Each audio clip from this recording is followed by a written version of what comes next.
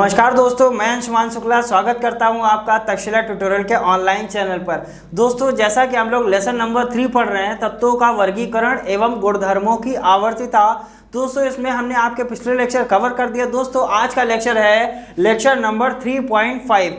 दोस्तों, जैसा कि हम लेक्चर नंबर 3.3 में आपको दीर्घाकार आवर्त सारणी की बात किए थे, वहां पर हमने आपको यह बताया था कि दीर्घाकार आवर्त सारणी को हम इजी वे में कैसे बना सकते हैं। उम्मीद करते हैं दोस्तों सभी ने प्रैक्टिस करी होगी और दीर्घाकार आवर्त सारणी बनाने की आप धीरे धीरे प्रैक्टिस करेंगे और बहुत ही अच्छे से आप दीर्घाकार आवर्त सारणी को आप बना सकते हैं। इसी के साथ आप परमाणु क्रमांक भी उसमें बहुत ही आसानी से आप चीज़ों को कर सकते हैं। सो दोस्तों, उम्मीद करते हैं ये सारी चीज़ें आपको आसानी से समझ में आई होंगी। बढ़ेंगे आगे की तरफ और देखेंगे आज का लेक्चर नंबर 3.5। ये भी दोस्तों लेक्चर जो है ये आपका बहुत इंपॉर्टेंट लेक्चर है। दोस्तों, इसमें हम ये बात करेंगे कि दीर्घाकार आवर्त सारणी के भी कुछ दोष थे। ऐसे क्या दोष थे जो दीर्घाकार आवर्त सारणी में भी दूर नहीं किए जा सके। जैसा कि सभी को पता है कि हमने 3.3 में यह बताया हुआ था कि दीर्घाकार आवर्त सारणी कैसे बनाएंगे। 3.4 में हमने दीर्घाकार आवर्त सारणी के सामान्य लक्षण यानी जितने भी सारे लक्षण होते हैं उनकी बात करी हुई थी। अब हम बात करने वाले हैं दीर्घाकार आवर्त सारणी के दोष, यानी किसी भी चीज में कुछ गुण होते हैं तो कुछ दोष भी होते हैं। आइए दोस्तों देखते हैं दीर्घाकार आवर्त सारणी के क्या दोष हैं। सो दोस्तों, क्या होते हैं दीर्घाकार आवर्त सारणी के दोष। जैसा कि आप मेरे पीछे दीर्घाकार आवर्त सारणी के दोष लिखे हुए देख रहे हैं। दोस्तों, दो दोष हैं, बहुत इंपॉर्टेंट है। आइए दोस्तों देखते हैं इनको। सबसे पहला दोष लिखा हुआ है हाइड्रोजन का निश्चित स्थान ना होना। यानी जो दीर्घाकार आवर्त सारणी में जो पहला तत्व हाइड्रोजन रखा जाता है, कहां से रखते थे? ह ली ने की रब से फरियाद, ऐसे तो रखे थे।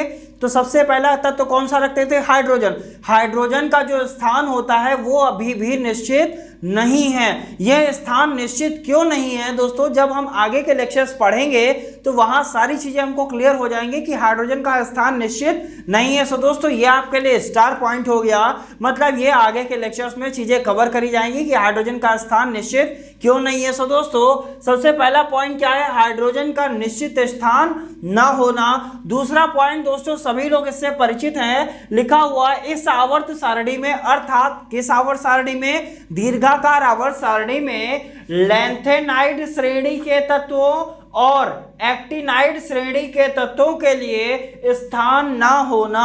यानी दीर्घाकार आवर्त सारणी में लैंथेनाइड श्रेणी के तत्वों और एक्टिनाइड श्रेणी के तत्वों के लिए स्थान नहीं है। तभी तो हम कहते हैं कि लैंथेनाइड श्रेणी के तत्वों और एक्टिनाइड श्रेणी के तत्वों को हम एफ ब्लॉक के एलिमेंट्स कहते हैं। और दोस्तों, एफ ब्लॉक के एलिमेंट कह लीजिए या आप ऐसा कहिए कि लैंथेनाइड श्रेणी और एक्टिनाइड श्रेणी को आवर्त सारणी में कहां स्थान दिया गया है? आवर्त सारणी के बाहर नीचे की तरफ स्थान दिया गया है। तो दोस्तों, यही लिखा हुआ इस आवर्त सारणी में लैंथेनाइड श्रेणी के तत्वों और एक्टिनाइड श्रेणी के तत्वों के लिए स्थान ना होना। यानी जो बड़ी सी पीरियोडिक टेबल आपको बनवाई थी, यानी लॉन्ग फॉर्म पीरियोडिक टेबल बोलिए या दीर्घाकार आवर्त सारणी बोलिए या आवर्त सारणी बोलिए, सो दोस्तों उसमें ना तो लैंथेनाइड श्रेणी के लिए कोई स्थान था, ना ही एक्टिनाइड श्रेणी के लिए कोई स्थान था। सो दोस्तों, यही दीर्घाकार आवर्त सारणी के मुख्य दोष थे। सो दोस्तों, जैसा कि हमने ये पढ़ा कि दीर्घाकार आवर्त सारणी हम कैसे बनाएंगे, फिर हमने उनका सामान्य लक्षण पढ़े, फिर हमने ये देखा कि दीर्घाकार आवर्त सारणी में दोष क्या थे। अब दोस्तों बढ़ेंगे आगे की तरफ और देखेंगे अपना अगला टॉपिक। लेकिन दोस्तों, अगला टॉपिक देखने से पहले कुछ चीजें और डिस्कस कर लेते हैं। जैसा कि सभी को पता है, लेकिन फिर भी एक बार हम कोशिश करते हैं समझने की, क्या होते हैं आवर्त और क्या होते हैं वर्ग। सो दोस्तों, जैसा हमने कई बार बताया हुआ है, आवर्त कितने होते हैं? 7। किसमें आवर्त होते हैं दोस्तों? वो पॉइंट वहां तक कवर हो गए। अब हम ये नेक्स्ट पॉइंट की बात कर रहे हैं जिसमें हम नॉर्मल डिस्कशन करेंगे। आवर्त की संख्या कितनी होती है? 7 होती है। वर्ग की संख्या कितनी होती है? 18 होती है। अब दोस्तों, हम आपसे ये कहें कि कोई तत्व है, उसका परमाणु क्रमांक आपसे कह दें कि उसका परमाणु क्रमांक 10 है। कितना परमाणु क्रमांक है? 10 है। या परमाणु क्रमांक हम आपसे कह दें उसका परमाणु क्रमांक 12 है, या हम कह दें आपसे उसका परमाणु क्रमांक 16 है। तो आप ये बताइए कि परमाणु क्रमांक 16 वाला तत्व किस आवर्त के किस वर्ग में होगा? क्वेश्चन ध्यान से सुनिएगा कि परमाणु क्रमांक 16 वाला तत्व किस आवर्त के किस वर्ग में होगा। यानी वर्ग कितने होते हैं 18, 1 से लेकर 18 तक वर्ग हैं। लेकिन हम आपसे क्वेश्चन क्या कर रहे हैं, ये जो परमाणु क्रमांक 16 वाला तत्व है वो किस वर्ग में होगा, पहले वर्ग में होगा, दूसरे में होगा, तीसरे में होगा, चौथे में होगा, या 13वें वर्ग में होगा, 14वें वर्ग में होगा, किस वर्ग में होगा, पहला क्वेश्चन। दूसरा क्वेश्चन क्या है, वर्ग और किस आवर्त में होगा, यानी कौन से आवर्त में होगा, पहले आवर्त में होगा, दूसरे आवर्त में होगा, तीसरे में होगा, चौथे में होगा, पांचवें में होगा, कि छठे आवर्त में होगा, कि सातवें आवर्त में होगा। हमको ये सारी चीजें कैसे डिसाइड करनी है और इन सारी चीजों को डिसाइड करने के लिए हमको क्या जानना आवश्यक होता है दोस्तों, सभी को पता है। इन सभी चीजों को जानने के लिए हमने इलेक्ट्रॉनिक विन्यास आपको पढ़ाया हुआ है। सो दोस्तों, जैसा कि इलेक्ट्रॉनिक विन्यास आपके लिए बहुत ही इंपॉर्टेंट चीज है, सो इलेक्ट्रॉनिक विन्यास जानना आपको बहुत ही जरूरी है। दोस्तों, आप किसी भी तत्व के किसी भी परमाणु क्रमांक का आवर्त संख्या और वर्ग संख्या जान सकते हैं। यानी परमाणु क्रमांक अगर आपको पता है तो आप उस तत्व की आवर्त संख्या और उस तत्व की वर्ग संख्या बहुत ही आसानी से निकाल सकते हैं। सो दोस्तों, पहले हम बात करेंगे आवर्त संख्या जानने के लिए, उसके बाद हम देखेंगे कि वर्ग संख्या हम कैसे जानेंगे। आइए दोस्तों, बनाते हैं हेडिंग और जानने की कोशिश करते हैं कि आवर्त संख्या हम कैसे निकालेंगे। सो दोस्तों, जैसा कि हमने हेडिंग बना लिया है, हेडिंग क्या है, इलेक्ट्रॉनिक विन्यास के आधार पर तत्वों की स्थिति का निर्धारण। किस चीज का निर्धारण करने वाले हैं, स्थिति का।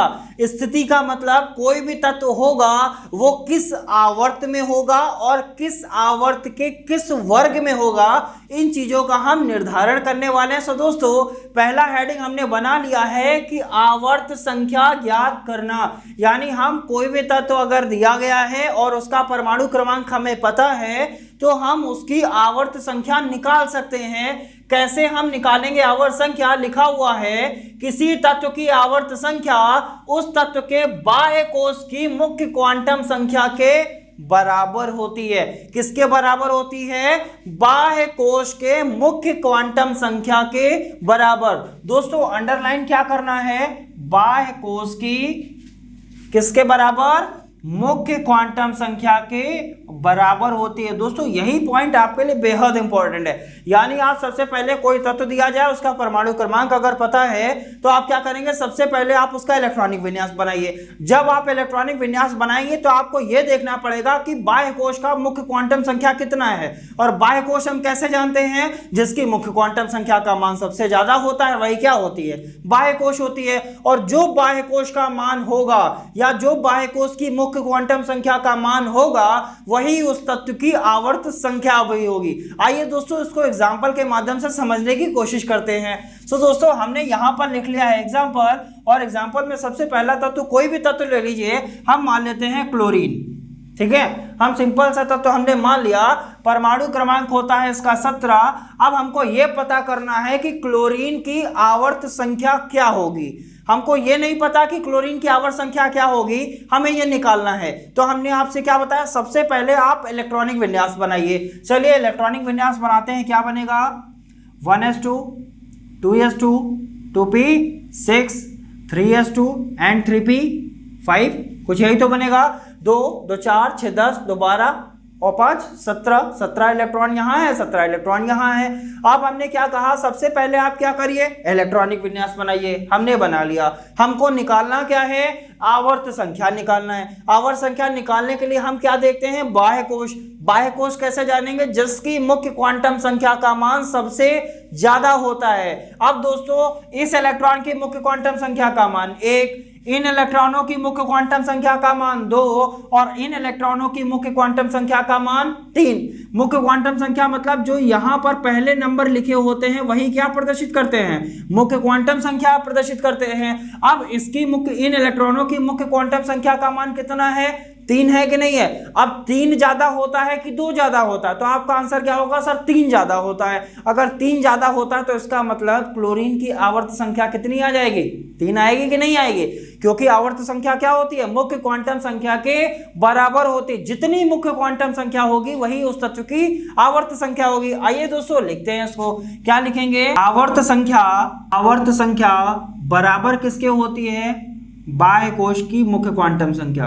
अब दोस्तों, मुख्य क्वांटम संख्या को किससे डिनोट करते हैं, सभी को पता है, स्मॉल n से प्रदर्शित करते हैं। अब n का मान कितना आ गया दोस्तों, 3 आया। इसका मतलब क्लोरीन की आवर्त संख्या कितनी आ गई? 3 आ गई कि नहीं आई? सिंपल सी बात है, आवर्त संख्या कितनी आ जाएगी? 3 आ जाएगी। आप एक बार पीरियोडिक टेबल में जाएंगे तो देखेंगे कि क्लोरीन किस आवर्त संख्या में दिया होगा? 3 नंबर की आवर्त संख्या में क्लोरीन तत्व दिया होगा। वर्ग संख्या भी इसकी हम निकालेंगे कि वर्ग संख्या हम कैसे डिनोट करेंगे, वो भी हम बात करेंगे, लेकिन हम पहले बात करें आवर्त संख्या के लिए। चलिए दोस्तों एक और एग्जांपल ले लेते हैं छोटा सा, देखते हैं क्या होगा। सिंपल सी बात है दोस्तों, हम आपसे कहें कि बोरॉन का परमाणु क्रमांक होता है 5, ठीक है। बोरान का परमाणु क्रमांक कितना होता है? 5। अब इसकी आवर्त संख्या क्या होगी? कोई तत्व है उसकी आवर्त संख्या क्या होगी? तो सिंपल सा आंसर है सर, सबसे पहले इसका क्या करेंगे? इलेक्ट्रॉनिक विन्यास। चलिए करते हैं, क्या आएगा? 1s2 2s2 2p1, ठीक है। इलेक्ट्रॉनिक विन्यास कितना आ गया? 5 आ गया। अब बात करते हैं 1s2 2s2 2p1 यानी 2 2 4 और 1 5, 5 इलेक्ट्रॉन यहाँ है, 5 इलेक्ट्रॉन यहाँ है, मतलब इलेक्ट्रॉनिक विन्यास हमने सही बना लिया है। अब बात करते हैं कि बोरॉन की बाह्य कोश की मुख्य क्वांटम संख्या का मान कितना है। सो दोस्तों सभी का आंसर होगा सर इसकी मुख्य क्वांटम संख्या का मान 2 है। कैसे डिसाइड किया? जिसकी मुख्य क्वांटम संख्या का मान सबसे ज्यादा होता है वही बाह्य कोश। इसकी मुख्य क्वांटम संख्या 1, इन इलेक्ट्रॉनों की मुख्य क्वांटम संख्या कितनी है? 2। इसका मतलब इसकी आवर्त संख्या कितनी होगी दोस्तों? 2 हो जाएगी। क्यों हो जाएगी? क्योंकि आवर्त संख्या बराबर होता है बाह्य कोश की मुख्य क्वांटम संख्या के बराबर होती है। यानी यहाँ कितना आ गया था? 3, तो यहाँ कितना आ जाएगा दोस्तों? 2 आ जाएगा। सो दोस्तों इसको डायरेक्ट लिख लेते हैं। आवर्त संख्या बराबर कितना आ जाएगा? आवर्त संख्या बराबर आ जाएगा दोस्तों 2। जब आप पीरियोडिक टेबल उठाएंगे तब आप देखिएगा कि जब बोरॉन जो तत्व रखा गया है वो किस आवर्त में रखा गया है? दूसरे आवर्त में रखा गया। सो दोस्तों उम्मीद करते हैं चीजें आपको आसानी से समझ में आ रही होंगी। इन चीजों को धीरे धीरे समझते रहेंगे, जब तक समझेंगे नहीं, जब तक हम प्रैक्टिस नहीं करेंगे तब तक दोस्तों बहुत ही चीजें कॉम्प्लिकेटेड हो जाती हैं। आप प्रैक्टिस करते रहिए। एक बार आप प्रैक्टिस करेंगे, 2 बार करेंगे, 10 बार करेंगे, 20 बार करेंगे, चीजें आपको आसानी से याद हो जाएंगी। कुछ भी रटने की जरूरत नहीं है, रट्टाफिकेशन बिल्कुल भी नहीं होना चाहिए। चीजों को समझने का नजरिया आना चाहिए दोस्तों। बस एक बार अगर हम चीजों को समझ जाएंगे तो बहुत ही आसानी से हमको चीजें समझ में आ जाएंगी। चलिए दोस्तों कुछ और एग्जाम्पल्स ले लेते हैं। एग्जाम्पल ले लेते हैं, हम आपसे कहें कि आप ये बताइए कि वेनेडियम का परमाणु क्रमांक कितना होता है? 22। यही तो होता है scandium titanium vanadium, scandium titanium vanadium का परमाणु क्रमांक होता है 23, ठीक है। अब हम आपसे कहें कि वेनेडियम किस आवर्त में रखा गया है, तो आप क्या करेंगे? सर हमको पता है इसका इलेक्ट्रॉनिक विन्यास बनाया 1s2 2s2 2p6 बनाया सर, 3s2 बनाया, 3p6 बनाया, 4s2 बनाया एंड 3d1 बनाया। बन गया इलेक्ट्रॉनिक विन्यास। 2 2 4 6 10 2 12 6 18 2 20 और 1 21, 20 और 1 22, नहीं सॉरी 23 का बनाना है, ठीक है। कितने का बनाना है? 23 का, यानी 3d3 आ जाएगा, ठीक है। सिंपल सी बात, 2 2 4 6 10 2 12 6 18 2 20 और 3 23, सिंपल सी बात है, बना दिया। इलेक्ट्रॉनिक विन्यास हमारा बन गया। अब हम आपसे कहें कि वेनेडियम की आवर्त संख्या क्या होगी, तो आपका आंसर क्या आएगा सर? 3 होगी कि 4 होगी? ठीक है। आवर्त संख्या कैसे निकालते हैं? जिसकी मुख्य क्वांटम संख्या का मान सबसे ज्यादा होता है वही क्या कहलाती है? आवर्त संख्या। इस इलेक्ट्रॉन बाह्य कोश में ये इलेक्ट्रॉन दिखाई दे रहा है, लेकिन इसकी मुख्य क्वांटम संख्या का मान कितना है? 3 है, लेकिन इसकी मुख्य क्वांटम संख्या का मान कितना है? 4 है। इसीलिए वेनेडियम को किस आवर्त में रखा गया? चौथे आवर्त में रखा गया। सो दोस्तों इसकी आवर्त संख्या का मान कितना आया? तो आपका आंसर होगा सर इसकी आवर्त संख्या का मान 4 आ गया। सो दोस्तों उम्मीद करते हैं आवर्त संख्या निकालना आप बहुत ही आसानी से सीख चुके हैं। आइए दोस्तों बढ़ते हैं आगे की तरफ और देखते हैं वर्ग संख्या कैसे निकाली जाएगी। सो दोस्तों जैसा कि हमने हेडिंग बना लिया है वर्ग संख्या ज्ञात करना, आवर्त संख्या निकालना हमने सीख लिया। अब हमको यह देखना है कि किसी तत्व की वर्ग संख्या क्या होगी। सो दोस्तों इसको सीखने से पहले हम छोटा सा एक क्वेश्चन आपसे करेंगे कि सर ये बताइए आवर्त सारणी को कितने ब्लॉक में बांटा गया है, या तत्वों को कितने ब्लॉक में रखा गया है। सो दोस्तों सभी का आंसर होगा सर आवर्त सारणी को 4 ब्लॉक्स में रखा गया है। इन तत्वों को 4 ब्लॉक्स में रखा गया। कौन कौन से ब्लॉक होते हैं दोस्तों? S block, P block, D block और एफ ब्लॉक। अब हम बात करते हैं एस ब्लॉक के तत्वों के बारे में। हमें पता है पी के बारे में पता है, डी के बारे में पता है और एफ ब्लॉक के बारे में भी पता है। एफ ब्लॉक के तत्व कहां से लिए जाते हैं सर? आवर्त संख्या 6 से, आवर्त संख्या 7 से। ये सारी कहानी हमने दोस्तों पीछे लेक्चर्स में बात की हुई है। अब दोस्तों बढ़ेंगे आगे की तरफ और देखते हैं कि वर्ग संख्या हम कैसे निकालेंगे। तो दोस्तों अलग अलग ब्लॉक के लिए अलग अलग फॉर्मूले होते हैं, उन फॉर्मूले को आप अप्लाई करेंगे और वर्ग संख्या आसानी से निकाल ले जाएंगे। तो सबसे पहले बात करते हैं कि ऐसे तत्व जिनको एस ब्लॉक में रखा गया है उनकी अगर वर्ग संख्या निकालना हो तो हम कैसे निकालेंगे। आइए दोस्तों बनाते हैं, लिखते हैं। तो दोस्तों सबसे पहला पॉइंट लिख लिया है। एस ब्लॉक के तत्वों के लिए क्या लिखा गया है? एस ब्लॉक के तत्वों के बाह्य कोश में उपस्थित इलेक्ट्रॉनों की संख्या उनकी वर्ग संख्या कहलाती है। अगर कोई तत्व ऐसे हैं जो एस ब्लॉक के तत्व हैं तो उनकी वर्ग संख्या आप कैसे निकालेंगे? आप ये देखिए कि उनके बाह्य कोश में कितने इलेक्ट्रॉन उपस्थित हैं। जितने इलेक्ट्रॉन बाह्य कोश में उपस्थित हैं वही उनकी वर्ग संख्या होगी। अगर बाह्य कोश में 1 इलेक्ट्रॉन उपस्थित है तो उसकी वर्ग संख्या 1, 2 इलेक्ट्रॉन उपस्थित है तो उनकी वर्ग संख्या 2। और जैसा सभी को पता है एस ब्लॉक के तत्वों के बाह्य कोश का इलेक्ट्रॉनिक विन्यास क्या होता है दोस्तों? NS1 या NS2। यानी आप बात करेंगे तो या तो बाह्य कोश में 1 इलेक्ट्रॉन होगा या तो बाह्य कोश में 2 इलेक्ट्रॉन होगा। आइए दोस्तों देखते हैं कौन कौन से होते हैं इनके तत्व। सो दोस्तों हमने यहाँ पर तत्व लिखे हैं। ये तत्व कौन से ब्लॉक के होते हैं सभी को पता है सर, हमने कई बार बताया हुआ है। ये सारे तत्व क्या हैं? एस ब्लॉक के एलिमेंट्स हैं। ये पहले आवर्त के हैं, ये दूसरे आवर्त के, तीसरे आवर्त के, चौथे आवर्त के, पांचवें आवर्त के, छठे आवर्त के और सातवें आवर्त के। यही तो होता है, ठीक है। अब ये एस ब्लॉक एलिमेंट है। अब हमको ये देखना है ये किस वर्ग में होंगे। सिंपल सी बात है, हमने छोटा सा एक तत्व ले लिया। हमने आपसे कहा कि मैग्नीशियम का परमाणु क्रमांक 12 होता है। अब आप ये बताइए कि इसकी वर्ग संख्या क्या होगी और इसकी आवर्त संख्या क्या होगी। तो दोस्तों सबसे पहले हमने क्या किया, इसका इलेक्ट्रॉनिक विन्यास बनाया 1s2, 2s2, 2p6 and 3s2, 2, 2, 4, 6, 10 और 2, 12, ठीक है। अब हम बात करें सर इसकी आवर्त संख्या क्या होगी, तो आप क्या बताएंगे सर? आवर्त संख्या जो होती है वो बराबर होती है मुख्य क्वांटम संख्या के बराबर। अब इसकी बाह्य कोश की मुख्य क्वांटम संख्या कितनी है? 3 है। इसका मतलब इसकी आवर्त संख्या कितनी आ जाएगी? 3 आ जाएगी। अब दोस्तों बात करते हैं वर्ग संख्या के लिए कि ये किस वर्ग में होगा। तो वर्ग संख्या के लिए क्या बताया गया कि एस ब्लॉक के तत्वों के बाह्य कोश में उपस्थित इलेक्ट्रॉनों की संख्या, यानी जितने इलेक्ट्रॉन बाह्य कोश में उपस्थित हैं वही उसकी वर्ग संख्या होगी।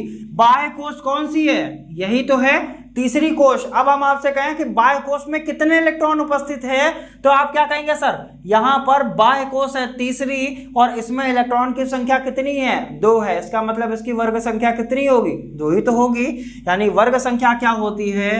बाह्य कोश में उपस्थित इलेक्ट्रॉन की संख्या, इलेक्ट्रॉन की संख्या। अब बाह्य कोश में उपस्थित इलेक्ट्रॉन की संख्या कितनी है दोस्तों? 2 है। तो वर्ग संख्या कितनी आ जाएगी? 2 ही तो आएगी कि नहीं आएगी? कैसे आएगी जरा देखिए। मैग्नीशियम की बात करें, मैग्नीशियम किस आवर्त में है? यहाँ पे 3 लिखा हुआ, तीसरे आवर्त में है कि नहीं है?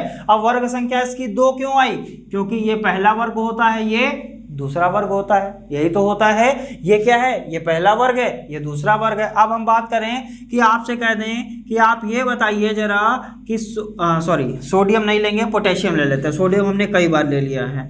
अब हम बात करते हैं पोटेशियम। 19 परमाणु क्रमांक कितना दिया गया है? इसका 19 दिया गया है। हम आपसे कहें कि अब आप ये बताइए कि इसकी आवर्त संख्या क्या होगी और इसकी वर्ग संख्या क्या होगी। तो सभी को पता है, इसका इलेक्ट्रॉनिक विन्यास बनाइए 1s2, 2s2, 2p6, 3s2, 3p6। अब जोड़िए जरा 2, 2, 4, 6, 10, 2, 12, 6, 18 और 1, 19, 4s1। यही तो बनेगा। अब आते हैं, बात करते हैं किसके लिए? आवर्त संख्या। सर इसकी आवर्त संख्या क्या होगी पोटेशियम की? तो सभी का आंसर क्या होगा सर? बाह्य कोश का मुख्य क्वांटम संख्या का मान जो होता है वही उसकी आवर्त संख्या होती है। बाह्य कोश कौन सी है? ये है। क्यों है? क्योंकि इसकी मुख्य क्वांटम संख्या का मान सबसे ज्यादा है। आवर्त संख्या कितनी आ गई? 4 आ गई। तो वर्ग संख्या आप निकाल सकते हैं। तो हमको पता है सर, हमें फॉर्मूला पता है, वर्ग संख्या किसके बराबर होती है, बाह्य कोश में उपस्थित इलेक्ट्रॉन की संख्या के बराबर। अब बाह्य कोश में कितना इलेक्ट्रॉन उपस्थित है, एक इलेक्ट्रॉन उपस्थित है, इसका मतलब इसकी वर्ग संख्या कितनी होगी, एक होगी कि नहीं होगी। आइए दोस्तों देख लेते हैं। पोटेशियम की बात करें तो पोटेशियम के आवर्त संख्या कितनी है, 4 है कि नहीं है। जब ये दोस्तों ये अलग ही है एकदम, ध्यान रखिएगा। पोटेशियम की आवर्त संख्या कितनी है, 4 है। किस वर्ग में है, पहले वर्ग में है। आपको दिख रहा होगा किस वर्ग में, पहले वर्ग में है कि नहीं है। तो हमने आवर्त संख्या भी निकाल लिया और वर्ग संख्या भी निकाल लिया। उम्मीद करते हैं दोस्तों एस ब्लॉक के तत्वों की वर्ग संख्या आप आसानी से निकाल लेंगे। आइए दोस्तों बात करते हैं पी ब्लॉक एलिमेंट की वर्ग संख्या कैसे निकालेंगे। दोस्तों सिंपल सा फॉर्मूला है। फॉर्मूला क्या है, पी ब्लॉक के तत्वों की वर्ग संख्या एस ब्लॉक के तो निकाल सकते हैं। अब बात करते हैं पी ब्लॉक के तत्वों की वर्ग संख्या कैसे निकालेंगे। फॉर्मूला क्या होता है, बाह्य कोश में उपस्थित इलेक्ट्रॉन प्लस 10, यानी जितने इलेक्ट्रॉन बाह्य कोश में उपस्थित हैं उनमें आप 10 जोड़ दीजिए, आपको वर्ग संख्या पता चल जाएगी। जैसा कि दोस्तों सभी को पता है पी ब्लॉक आवर्त सारणी में कहां रखा गया है, आवर्त सारणी में इधर रखा गया कि नहीं, और ये साइड कौन सी होती है, दाईं तरफ। यानी पी ब्लॉक के तत्वों को हम क्या कहते हैं, दाईं तरफ रखा गया है। अब जब दाईं तरफ रखा गया है तो इनकी वर्ग संख्या कैसे निकालेंगे, बाह्य कोश में जितना भी इलेक्ट्रॉन है उसमें आप 10 जोड़ दीजिए। जब आप जोड़ेंगे तो आपको यह पता चल जाएगा कि इसकी वर्ग संख्या क्या होगी। जैसा कि सभी को पता है पी ब्लॉक के तत्व कौन कौन से होते हैं, B, C, N, O, F, ये होते हैं। और हीलियम से लगाकर helium, argon, neon, xenon, radon, krypton, जैसा सभी को पता है। अगर इसको हम लिखना भी चाहें तो आसानी से लिख सकते हैं, बैंगन, आलू, गाजर, इंडियन, तलते तेल में, कोचीन, सिंगापुर, जर्मेनियम, संघ, पंजाब, यही तो करते थे। नेपाल, पाकिस्तान, ऑस्ट्रेलिया, सब भिखारी यही बनाते थे। ओपन स्कूल से टी पो नकल, फ्लोरीन, क्लोरीन, ब्रोमीन, आयोडीन और एस्टेटिन करते थे। Helium, neon, argon, krypton, xenon और रेडॉन, कुछ यही तो सारी चीजें बनाते थे। अब हम बात करते हैं सर इसका वर्ग संख्या कितना होता था। तो इसकी वर्ग संख्या होती थी 13, इसकी होती थी 14, इसकी होती थी 15, इसकी होती थी 16, इसकी होती थी 17, इसकी होती थी वर्ग संख्या 18, या इसको हम शून्य वर्ग के एलिमेंट्स भी बोलते थे। ये सारी कहानी दोस्तों हमने लेक्चर नंबर 3.3 और 3.4 में सारी कहानी डिस्कस की हुई है। सो दोस्तों उन लेक्चर्स को बिल्कुल भी मिस नहीं करेंगे, प्रैक्टिस करते रहेंगे। हमने कई बार बोला है आप प्रैक्टिस करते रहिए, चीजें कहीं भी नहीं जाएंगी, आप बहुत ही आसानी से चीजों को कर ले जाएंगे। सो दोस्तों जैसा कि सभी को वर्ग संख्या ऐसे तो सबको पता है, अगर हम इनमें से कोई भी तत्व आपको उठा के दे दें और आपसे कहें सर इसका परमाणु क्रमांक ये है, तो आप उसकी वर्ग संख्या बताइए। जैसे सिंपल सी बात कर लेते हैं, यहाँ पर जैसे हमको पता है ऑक्सीजन का परमाणु क्रमांक 8 होता है, सल्फर का परमाणु क्रमांक 16 होता है। चलिए सल्फर ही ले लेते हैं, सल्फर का परमाणु क्रमांक 16 है, तो इसकी वर्ग संख्या क्या होगी और आवर्त संख्या क्या होगी। सो दोस्तों सभी को पता है, सबसे पहले क्या करेंगे, इलेक्ट्रॉनिक विन्यास बनाएंगे।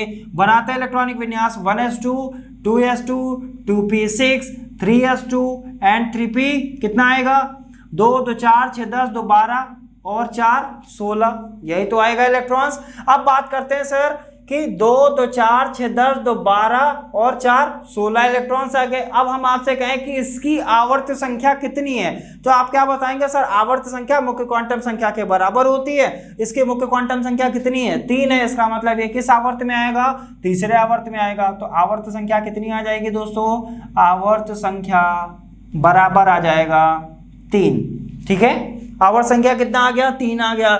जब आप पीरियोडिक टेबल देखेंगे तो आपको पता चल जाएगा कि सल्फर जो होता है वो आवर्त संख्या 3 में दिया होता है। अब हम बात करें सर इसकी वर्ग संख्या, तो वर्ग संख्या के लिए हमने क्या फॉर्मूला बताया, वर्ग संख्या के लिए आप ये देखिए कि बाह्य कोश में कितना इलेक्ट्रॉन उपस्थित है।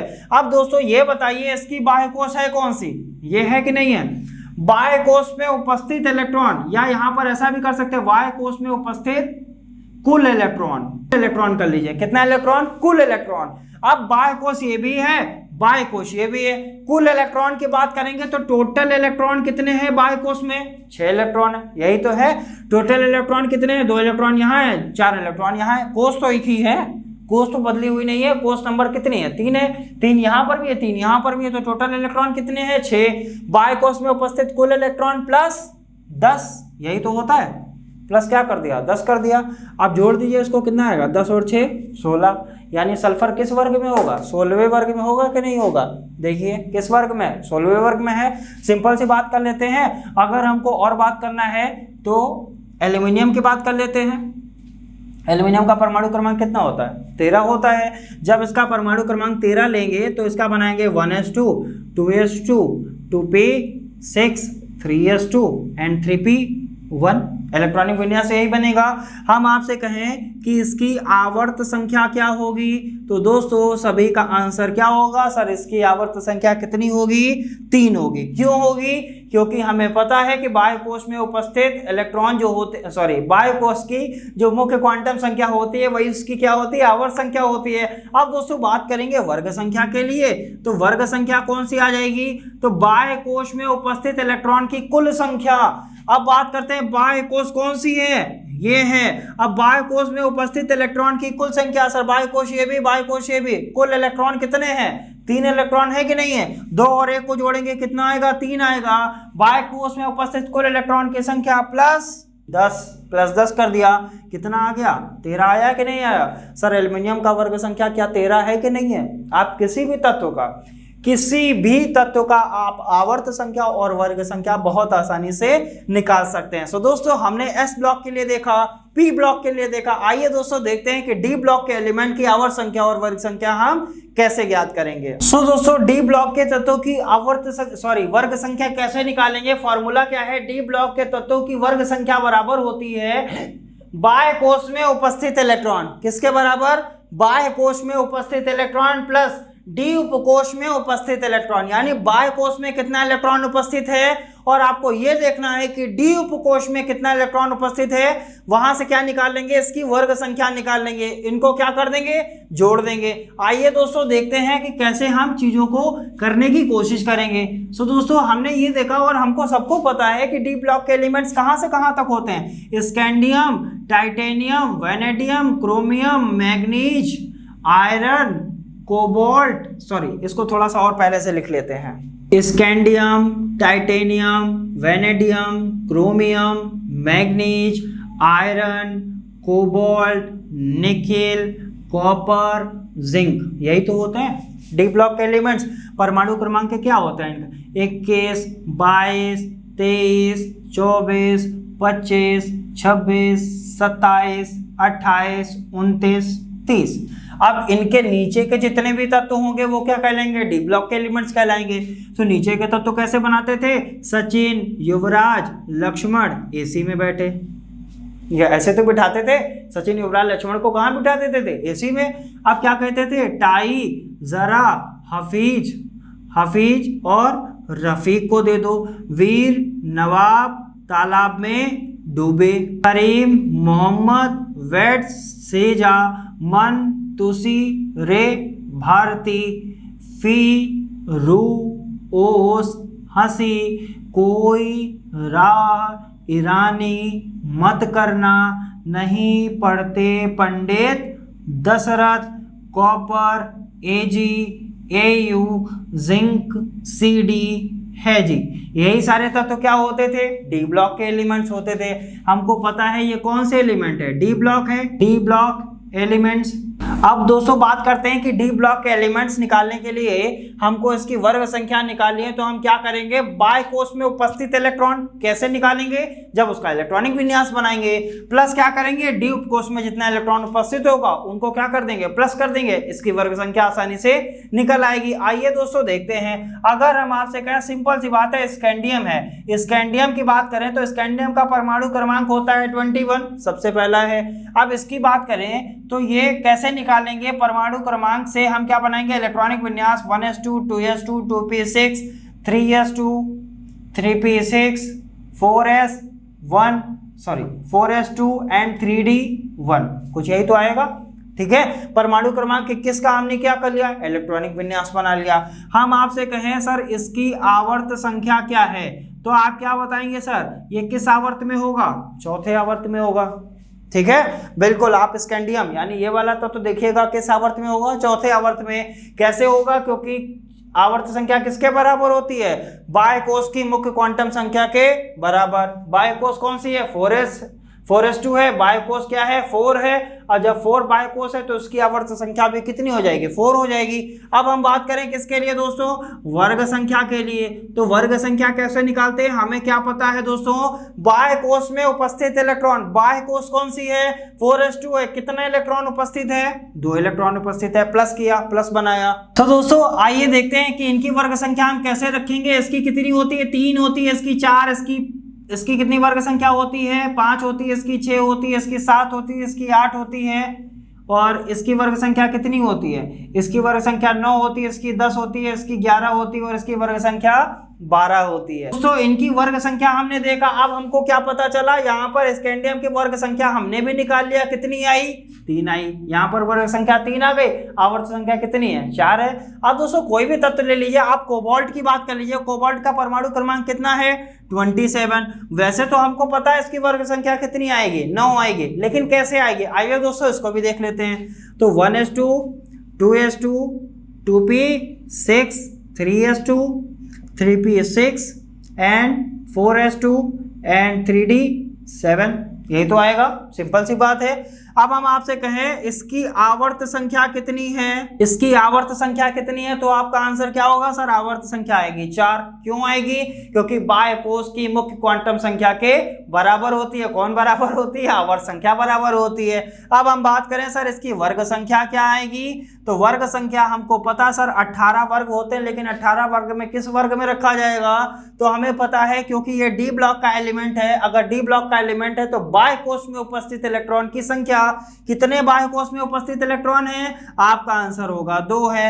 और डी उपकोष में उपस्थित इलेक्ट्रॉन की संख्या प्लस डी उपकोष में उपस्थित इलेक्ट्रॉन कितने हैं 7 इलेक्ट्रॉन है, 7 और 2 को जोड़ेंगे कितना आएगा 10 आएगा, नहीं 9 आएगा, कितना आएगा 9 आएगा। यानी कोबाल्ट की आवर्त संख्या 4 और वर्ग संख्या कितनी आ गई 9 आ गई। सो दोस्तों उम्मीद करते हैं आपको वर्ग संख्या निकालना आसानी से आ गया होगा। दोस्तों एफ ब्लॉक एलिमेंट्स की बात करते हैं। एफ ब्लॉक एलिमेंट हमको पता है आंतरिक संक्रमण तत्व कहलाते हैं। ये आवर्त संख्या 6 और आवर्त संख्या 7 से ही निकल के बाहर आते हैं, और ये क्या दीर्घाकार आवर्त सारणी का दोष भी है। तो दोस्तों उम्मीद करते हैं आज का लेक्चर आपको बहुत ही अच्छे से समझ में आया होगा।